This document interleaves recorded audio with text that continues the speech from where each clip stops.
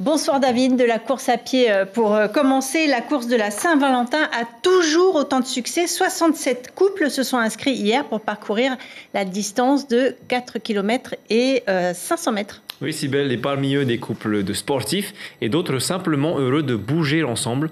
On voit cela avec Nicolas Suir. En tête de course, les habitués des compétitions. Reinuit Area et Lauriane Biche, suivis de près par Manu Hutin et Elodie Touffet. Une position qui s'inverse à l'arrivée. La stratégie de course, elle était assez simple. C'est essayer de partir le plus vite possible et après essayer de tenir tout le long, quoi. Reinuit m'a poussé le plus que je pouvais et on finit deuxième, donc c'est plutôt pas mal. Le secret, le mental. Là pour madame le mental. Pour madame le mental. Et puis après, c'est de faire un peu de sport toute la semaine. Avant tout, on aime se surpasser, on aime aussi se battre. En queue de peloton, les participants étaient plus détendus, présents pour être en couple et courir ensemble.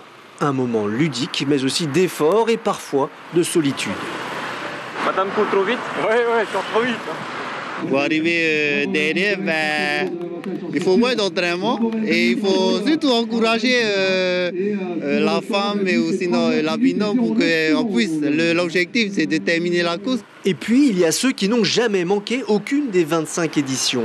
C'est le cas des gardons qui peuvent choisir un dossard correspondant au nombre de leurs années de mariage. Hier, c'était le 36. La stratégie de couple, c'est déjà de rester ensemble jusqu'à l'arrivée. Et d'essayer de courir ensemble aussi, parce que des fois, il y en a qui partent devant et qui n'attendent pas leur chérie. Nous, on court tout le temps ensemble, bien sûr. La course de la Saint-Valentin est une institution qui a conquis les cœurs à Tahiti. Même si 7 couples ont abandonné avant la fin, ils ont déclaré forfait ensemble. Maintenant, je vous propose de voir le reste de l'actualité sportive de cette semaine. Direction le lagon de PK18 pour de la natation, du BMX Race aussi à Faipi et la Coupe de Polynésie de football aux Marquises et à Raiatea. Julien Vescovali, Lionel Tehamoana.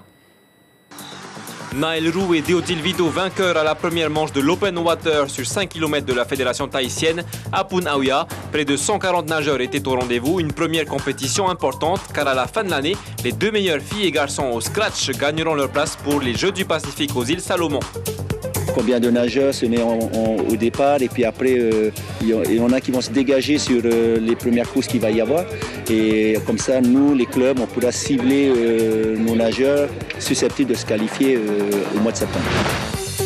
La première manche du championnat de Tahiti de BMX avait lieu samedi à la piste de BMX Race de Faipi à Aroué. 24 pilotes y ont participé. Au classement général, Théo Roche l'emporte dans la catégorie senior et U17, Terei Terito Mihau chez les U15 ou encore Bruce Gobré chez les U9. 6 coureurs locaux vont partir en mai et en juin en métropole pour un stage de perfectionnement suivi du Trophée France et du Championnat de France.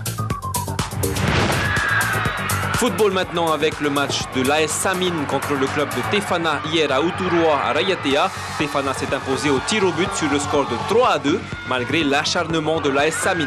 Le manque de rythme, le manque de match dans les jambes a fait qu'on a dû perdre 4-4 sur le match. On les a remplacés et Tefana, félicitations à eux, ils ont égalisé dans les dernières minutes.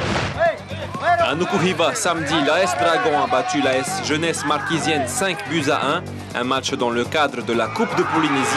L'an passé, le club local avait pourtant réussi à éliminer l'AS Central Sport à domicile, mais aucune chance contre les joueurs de la capitale qui sont pour le moment invaincus. Un match difficile par rapport déjà au déplacement. On n'est pas habitué à jouer à l'extérieur, encore moins de la chaleur.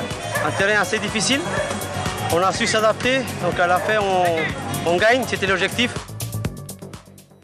Allez, comme promis, direction Bora Bora au complexe Ter Imaivarua, baie de Povai, David. Et oui, les élèves de 6 collèges des Raromat défilent au stade qu'on appelle aussi Pago. Je vous propose de retrouver Hitimana Ki sur place. Bonsoir Hitimana, comment s'annonce ce tournoi des collèges ?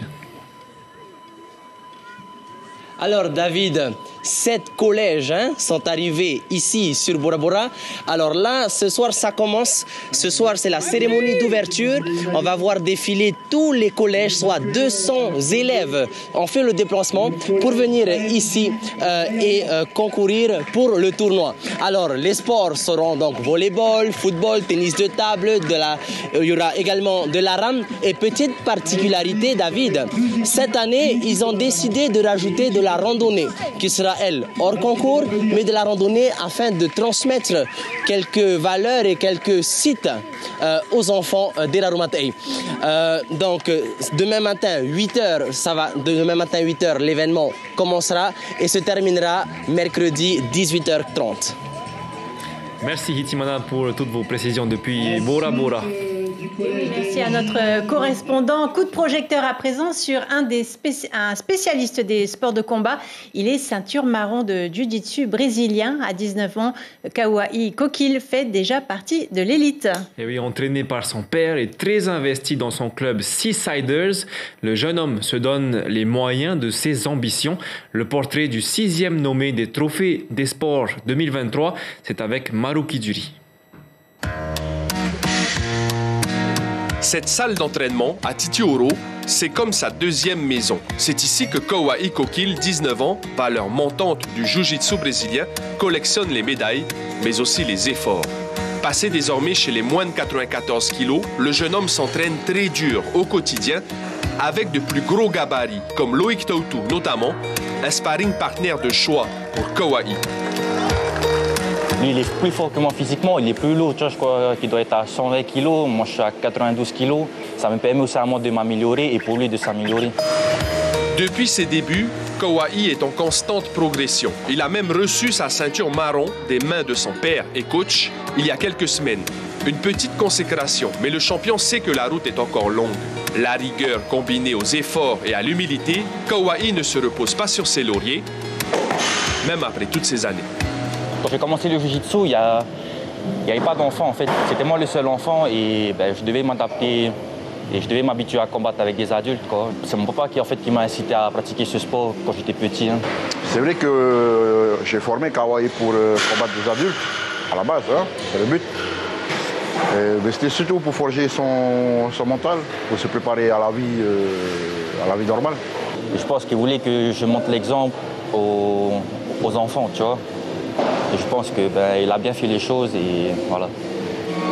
Champion du monde dans sa catégorie en 2022, Kawai a aussi été médaillé de bronze au Pan America et double médaillé lors d'une compétition internationale. 3 déplacements qui annoncent une nouvelle saison prometteuse. Et voilà, c'est tout pour le sport de cette semaine. Le week-end prochain, je vous retrouve avec notamment du cyclisme et de la course à pied. Et merci beaucoup, David.